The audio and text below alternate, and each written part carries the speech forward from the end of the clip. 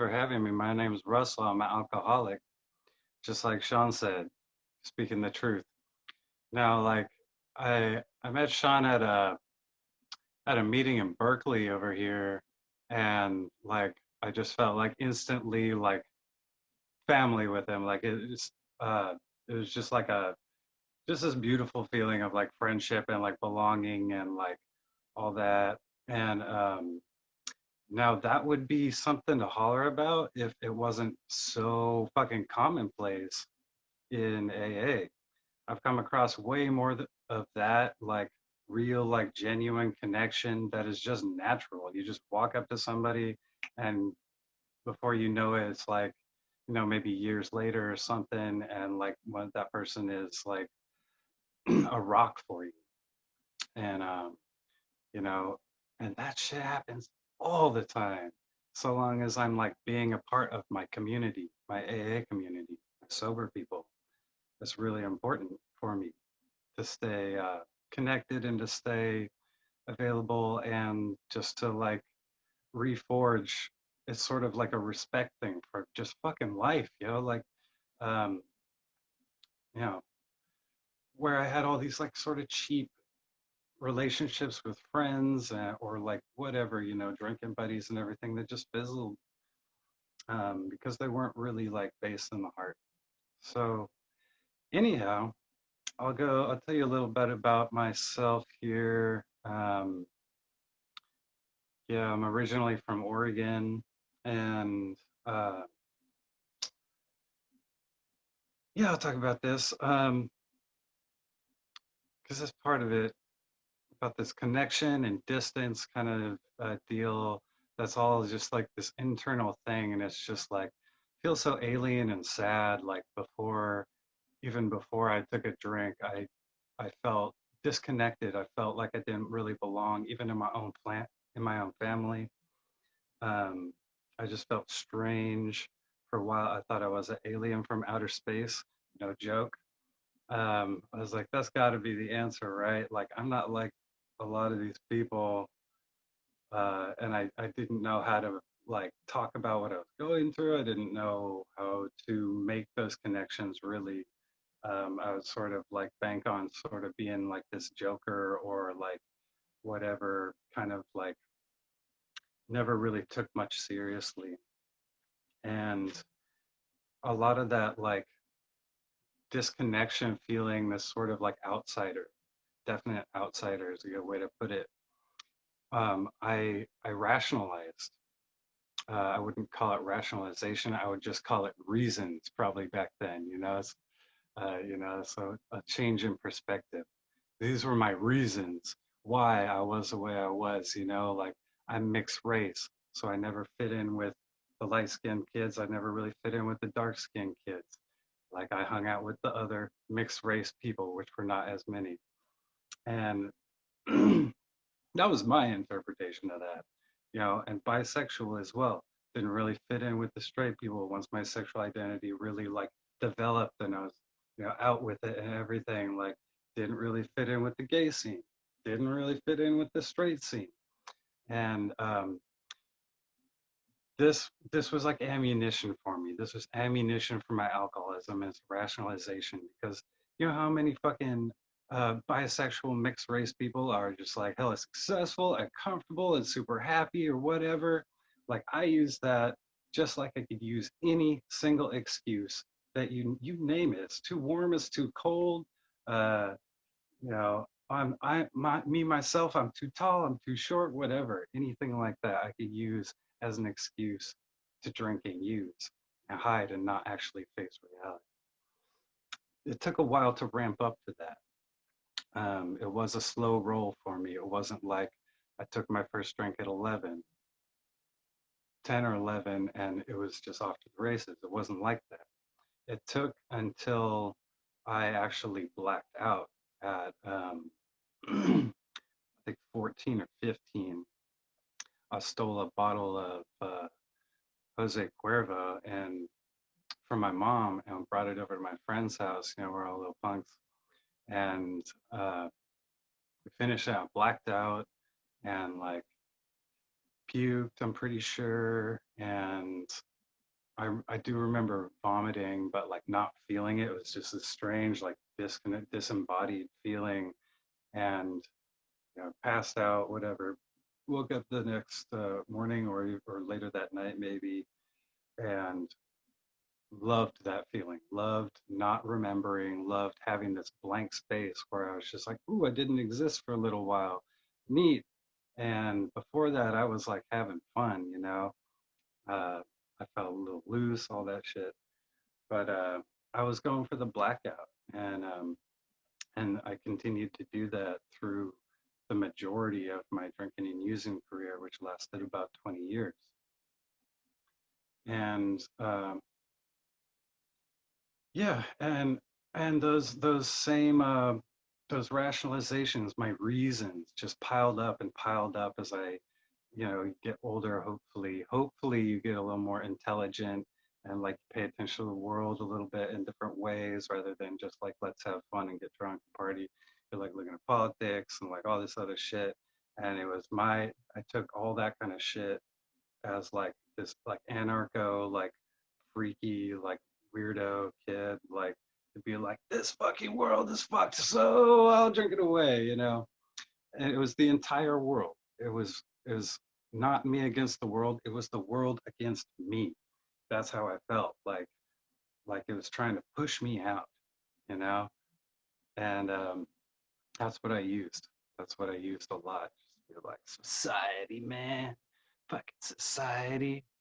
Um, anyhow, that went on and on. I ended up hooked to a number of different things. Um, you know,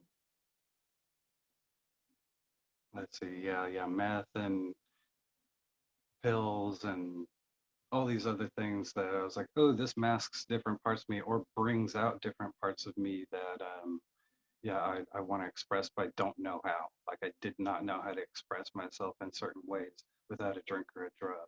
Meth would do a certain thing. Later on, dope came along, and I would be like, well, it makes pretty much everything go away. And it was just like void, just falling into void, which is what I was going for at that point in time.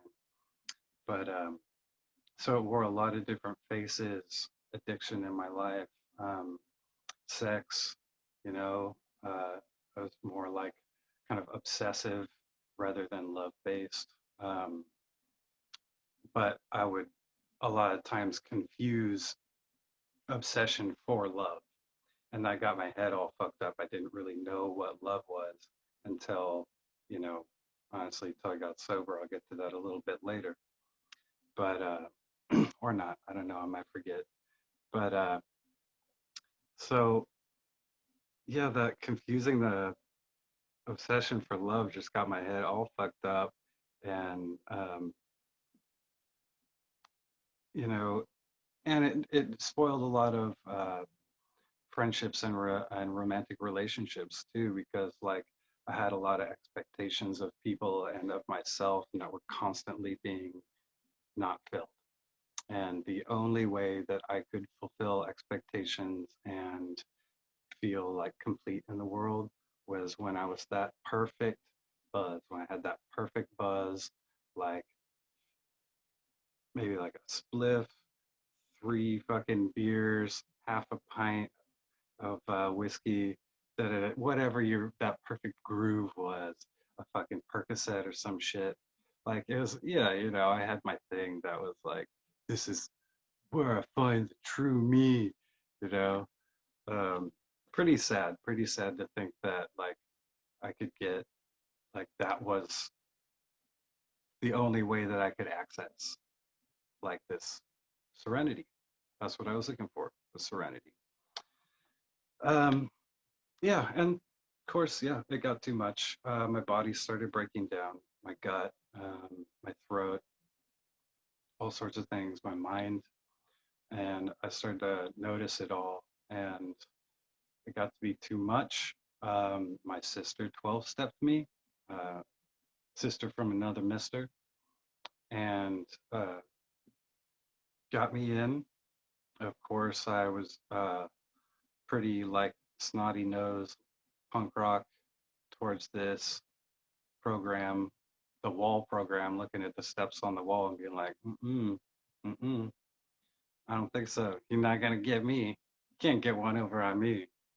Can't shit a shitter. I see all that shit up there. Promises. You're gonna promise me all this shit too. You know what a promise means to an active alcoholic?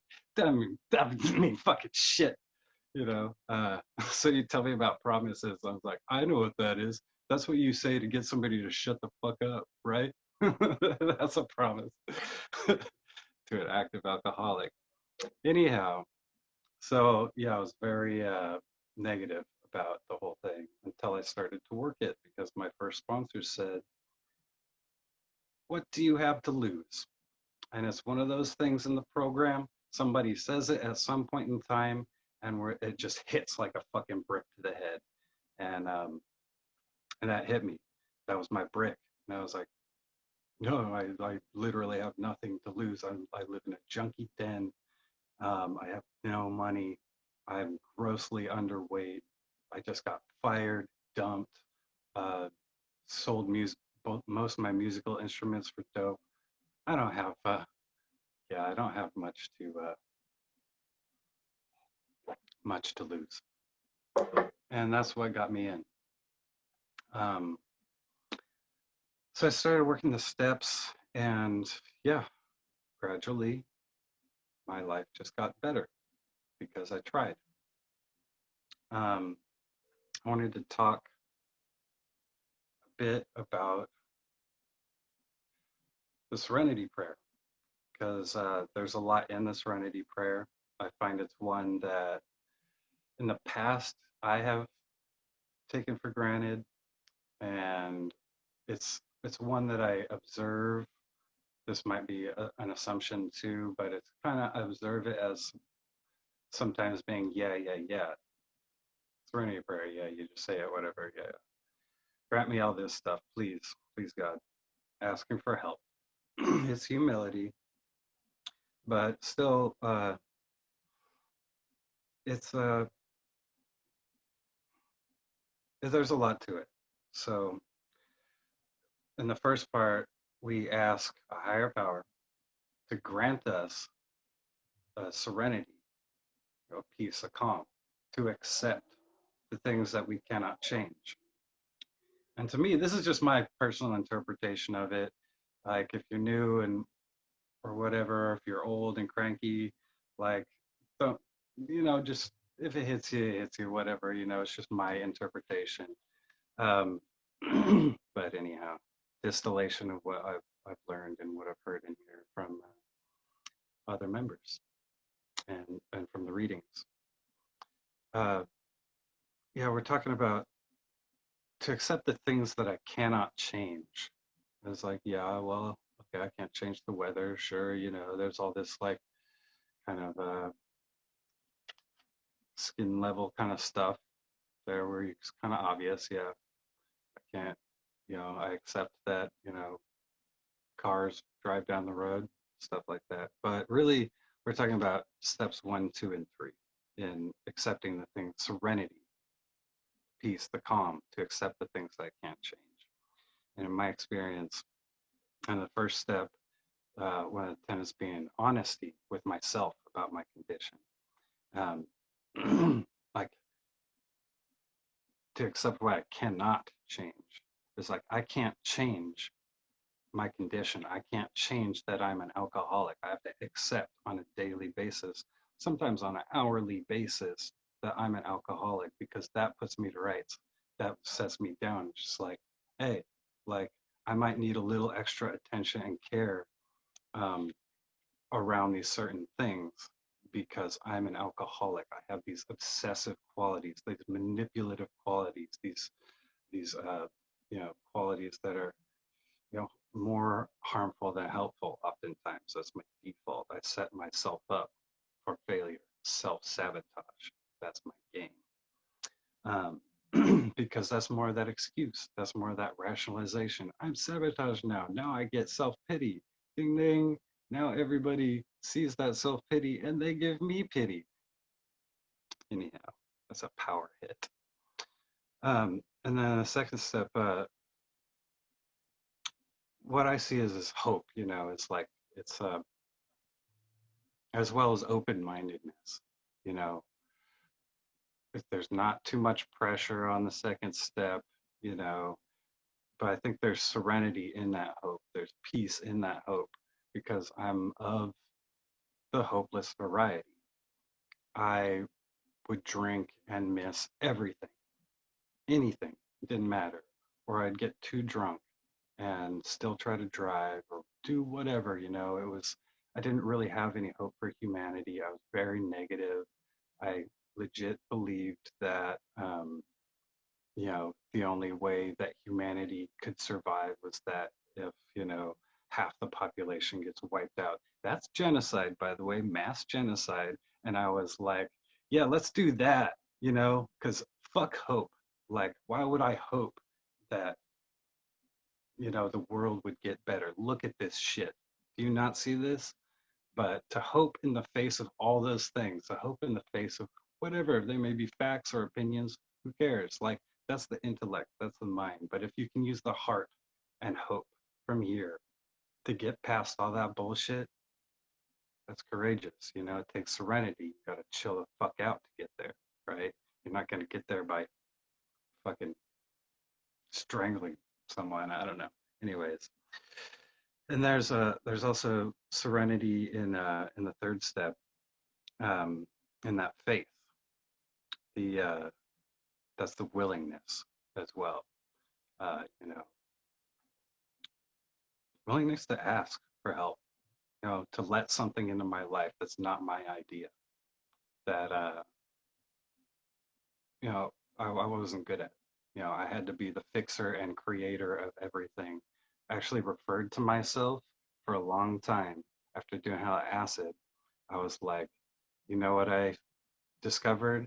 I am God of my own life. That's what I referred to myself as. Or if God ever came up, which I just immediately assumed they're talking about Christian God, which I was, of course, very much against. Um, but I started calling myself God of my own life. So dramatic. Fuck. And but that didn't work out so well for me. As God of my own life, I crashed. I crashed it into the ocean. I crashed it into the tree. I drove it off the cliff. I literally drove it off the fucking cliff. That's another story for another time. but but that faith, to believe in the face of great odds against you, and we are the creators of those great odds in our crap factory. Acceptance, serenity to accept things that I can't change. But that doesn't mean that I'm just accepting things left and right and not doing anything about it. Just being like, oh yeah, yes, I accept everything. Therefore, I'm just this lump that sits here and accepts things. Like, no, that's not what that means to me. It's not inaction. I think that's a pitfall maybe sometimes that I can fall into personally myself too. It's just like seeing that and just being like, yes, I accept this thing happening in front of me. I shall not take action because I've accepted it, right? And that's the cure. No, sometimes it is, but anyhow, I believe acceptance is the receiving of all things. I receive these things. I don't block them off with these walls that I've created inside. I'm not hiding from shit. I I see it. I'm aware of this in the world. So that's 1, 2, 3. I think in the first line of the Serenity Prayer. The second line of Serenity Prayer, we talk about the courage. We're still asking a higher power for courage to change the things that I can't change. And that looks like a lot of stuff. Like that's kind of vague, isn't it? Like, what does that mean to you? Um, I guess pre-program me would hear that and be like, courage, okay, like definitely like holding a sword and a shield, going through a battlefield, uh, to change the things I can, to slay the demons or whatever. Um, but really, in the program of AA, we learn that's a lot deeper and like where these things come from. We get to the core of our motivations and our drives, and this is how we get to know ourselves and adjust those things, hopefully, in our own time, in our own program. You do your thing, I'm gonna do mine. Call me anytime, we can talk about it. I love you, whoever you are. Um, anyhow, um, and courage and change, especially courage. Courage is not domination of something. I'm not standing above it with my sword and being like, I cast ye out. Um, it's not dominating something because, yeah, I think we fail to accept the thing if we're screaming and battling and raging against it in anger. Courage, I believe, is it's an internal process where we face fear or pain and move through it in grace with the help of others and a higher power. Um, so I think that second part of the Serenity Prayer, asking God to grant us courage to change the things that we can, covers steps 4 through 9. And that's step 4, that bringing in the responsibility and the awareness of self. Um, Two things that I did not even go close to. That's why a lot of people get stuck on the 4th step, I think, is because it's like, you want me to do what? Like, write down all that shit? Like, that's a lot, right? But once you find a groove, you see yourself repeating patterns and you can start to pick it up. That's what I saw myself when I got to the first time going through a 4th step, get faster and faster at it. And it started to feel really good that I could be like, yep, that's that thing. And if I had a question about it, call the sponsor or even just a fellow member that we trust and talk about it and see if we can get an outside idea. It's that open-mindedness.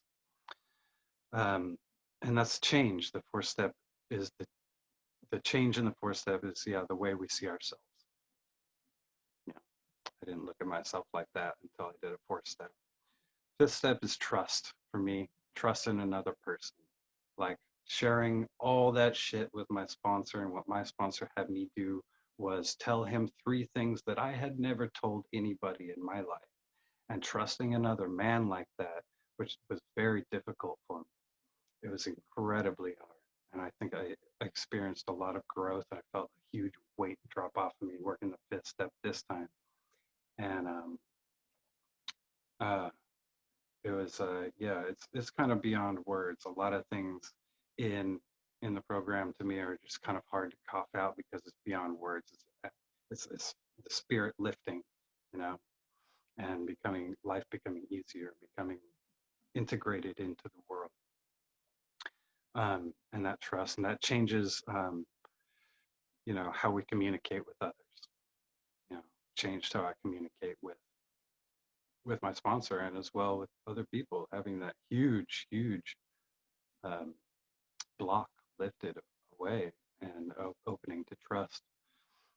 Um, 6th step would be like preparedness, something that I didn't have a lot of either as a fucking drunk. Like, do you think drunks have a lot of? It's not the two things. You don't equate drunks with preparedness very often, unless they're preparing how much they're going to drink through the day, and it's maybe hidden in bushes and weird ass places, or like up where nobody reaches.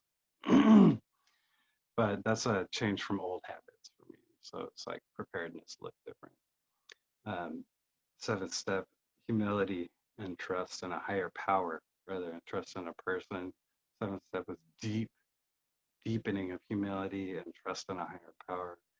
I changed from this hard-headed self-will in the 7th step where I was trying to still be the god of my own world, or whatever the fuck I called it, of my own life.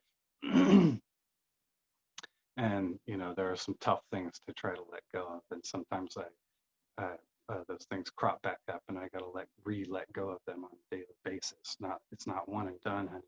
It's not one and done. Yeah, this is a life thing. It's a lifestyle. Um, but it is what you make it. It's a lifestyle for me. You do you. Um, anyhow, 8 step. Everybody likes that 8 step. I'm making that list, and people who are on your 4th step, and every other person. More preparedness, and I got to have some Q&A time with my sponsor to be like, "Do I need to apologize to this motherfucker?" And he'd be like, "Yes, you do." It's not an apology, an amends. To amend something is to change for the better, hopefully, and that's us. To change for the better only applies to my side of the street. Okay, I'm changing my side of the street for the better. I'm cleaning it off. I'm getting this thing out of the way. I'm talking with somebody. I'm changing more old habits instead of just being like, whatever, what I did doesn't matter because I don't matter in the world. I matter in the world. My actions affect other people. My attitudes affect other people and have caused a lot of harm. And to go through and to talk with those people and to face it, hopefully face to face when you can, um, was incredibly clearing and grounding as well. And it was definitely like affirmation of the path for me. And the third part of the serenity prayer, um, we're asking for the wisdom to know the difference between shit that I can't change and the things that I can change. Because sometimes I don't know, it gets messed up in my head. Let's just kind of clear it up a little bit. That wisdom to know the difference, and that usually takes a little bit of time and practice in using these tools that we are given in this program. That's where we get the wisdom. Wisdom is self-knowledge. Um, so the 10th step, yeah, it's a consistency because we're looking back at steps 6 and 7, 4, 5, 6, 7 a lot, and 8 and 9 if we need to make an amends. And in step 10, so it's just like get to step 10, you're like, do it over again. Do it over again. It's like kung fu or something. And that anchors my trust in the program of Alcoholics Anonymous. It's wise, yeah. It's wise to know when I should be um, applying the tools that I have in this program. That's self-knowledge. Oh, I'm wilding out. Something's not right internally. I should apply that shit. That's self-knowledge. 11th step, the connection um, to a higher power, to ourselves, to the earth, whatever you pray or meditate with. Um, it's self-care too. It's self-care and self-love. Um, I think that's I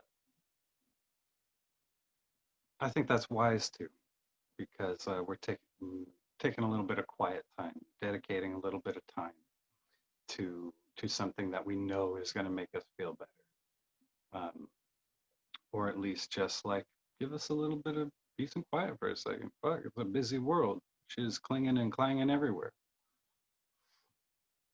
12 step gratitude, the usefulness. Uh, when I was out drinking and using, like I definitely was, not very useful in the world, except for, to myself. Um, and, knowing yourself and having this feeling of drive, of usefulness, of purpose makes you available and more able to help others, which is what we're all about, carrying this message to someone who's still struggling, who is stuck in their own head, who's dying inside, who feels like they want to fucking kill themselves, who is just like on the verge, on the edge of some shit all the time, that obsession with the drink, it's just overwhelming. It's that tightness in the chest. And you know, yeah, and wisdom isn't intelligence. It's not up here, really, really. It's self-knowledge, but yeah, it really is graced. It's grace from a higher power, I believe. That wisdom comes from God. Um, because like what what really inspired me to come into AA, work the steps, do all this stuff, I don't know. I don't really know. I can't explain a lot of shit that's gone on in me internally. But yeah, that's pretty much the serenity prayer to me. That's what I see in there. It's all 12 steps if you look for it. And that's why it does bring me um, a lot of peace. And I found that those promises up on the wall in the book, um, those things that I scoffed at, that I said, you're fucking lying to me, right? You're all lying. um, the promises are true. They come true um, when we try and we carry things through because there's a lot of concept in AA, and I think a lot of us get caught.